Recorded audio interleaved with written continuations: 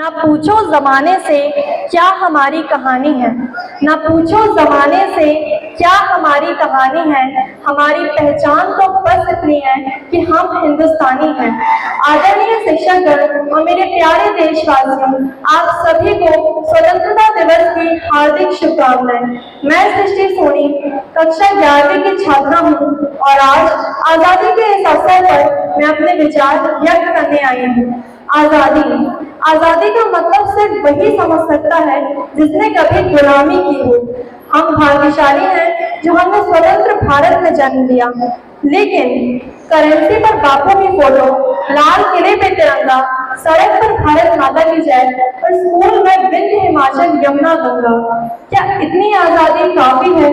क्या सिर्फ इतनी सी आजादी के लिए वह जनेऊधारी कंपनी बाग में अकेला ब्रिटिश फौज से लड़ गया और वह 30 साल का सरदार रंगदे बसंती करके फांसी चढ़ गया? क्या सिर्फ 1.5 गज कपड़े के लिए नेताजी ने हिटलर को आंख दिखाई और बापू ने क्या सिर्फ नोटों में छपने के लिए सीने पे गोली खाई? बहुत आंसू बहा लिए वीर गाथाओं पर, बहुत मेले लगा लिए शहीदों की चिताओं पर। अब जरा आगे बढ़ना होगा, उस वी द पीपल वाले पन्ने को दोबारा पढ़ना होगा और समझना होगा कि जहां आजादी का मतलब सिर्फ फ्रीडम लिखा है, वह सारे शब्द व्यर्थ हैं, क्योंकि इस देश में आजादी के एक या दो 145 करोड़ अर्थ है। ये देश है अलबेलों का, मतवाले यहाँ रहते हैं।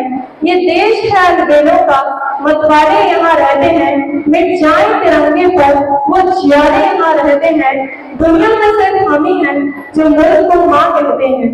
भले कच्ची उम्र में जिंदगी की शाम आ जाए, भले कच्ची उम्र में जिंदगी की शाम आ जाए, ये मुमकिन ही नहीं कि खून पे इल्जाम आ जाए। क्यों कोई सिपाही मौत से टकराता है? क्यों वो अपने देश के लिए जान पे खेल जाता है?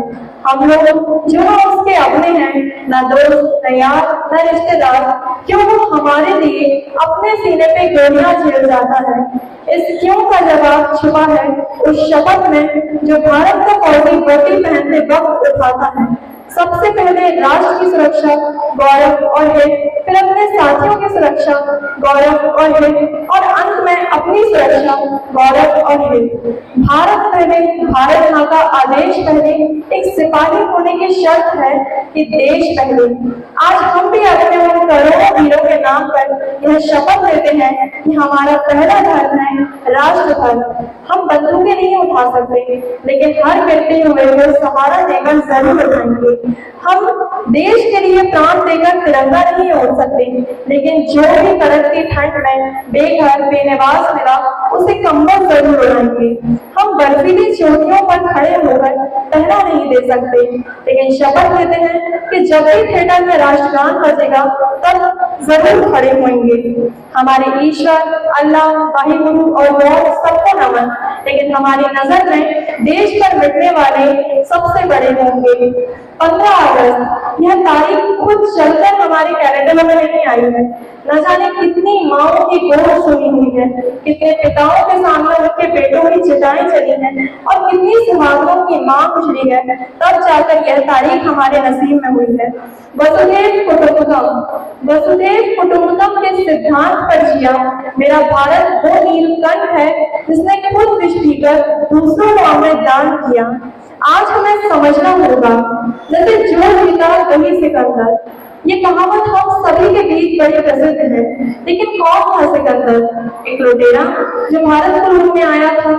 आज हमें उस सोच को बदलना होगा जो कई वर्षों से चली आ रही है। तो आज से कहना शुरू कीजिए कि जो जीता वही शिवाजी, जो जीता वही महाराणा प्रताप, जो जीता वही पृथ्वीराज और जो जीता वही भगत सिंह। हमें गर्व होना चाहिए कि हमने उस देश में जन्म लिया है जहाँ श्री राम ने राज किया और राम राज्य चलाया। हमने उस भूमि में जन्म लिया है जहाँ श्री कृष्ण ने जन्म लेकर गीता का ज्ञान दिया। अब इसी इतिहास से जन्म होता है भाषा का, हिंदी भाषा, एकमात्र ऐसी भाषा जिससे हम भारतीय पहचाने जाते हैं। यदि हमें अपना महत्व बढ़ाना है तो हमें अपनी भाषा को महत्व देना होगा।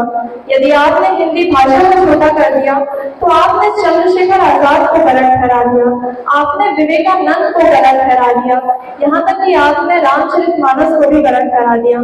आजादी का जो 78वां अमृत महोत्सव चल रहा है, यदि यही रफ्तार रही, यही जोश रहा, यही जज्बा रहा तो 100वां साल आते आते भारत एक विश्व गुरु कहलाएगा, कोई हमें रोक नहीं सकता। अब अंत में मैं अपनी वाणी को विराम देते हुए बस यही कहना चाहती हूँ कि हम शांति का सवेरा है, मानवता के उजाले हैं। हम शांति का सवेरा है, मानवता के उजाले हैं।